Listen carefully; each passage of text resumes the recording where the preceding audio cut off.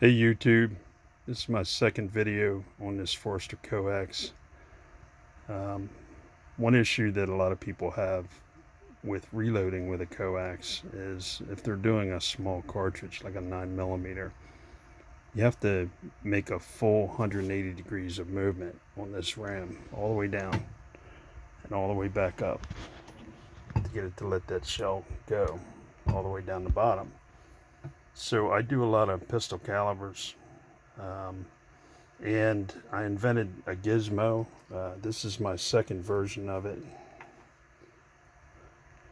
This one has a buffer on it. It has an O-ring that's sized to fit. It also has some adjustability. It has threads, so it can go up and down. And if your shell holder is a little tighter or a little looser, it should fit it. So the way this works, I put the ram down. You got the shell holder pin right in here, shell holder release pin. This thing goes in there on that release pin. It's hard to do with one hand. And you tighten this little knob.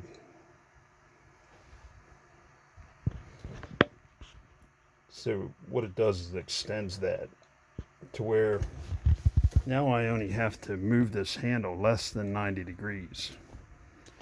And it'll do the largest pistol calibers. It'll do everything all the way up to 45 Colt long, let's say. And it'll release that shell with 2 inches, over 2 inches of space left under that shell holder. It'll release this cartridge here. So you don't have to make that full sweep. So now it's like 90 degrees, less than 90 degrees versus 180 degrees. And it'll go all the way up to about 458 SOCOM. The last one went to 308. This one, I have a 458 SOCOM here, 50 Beowulf. You can easily fit that in there, make that little 90 degree sweep, and get your reloading done a lot faster. It really speeds things up, not having to make that full 180. So I hope you like it, and less motion is better. It's a good thing for your shoulders, especially if you're an old guy like me.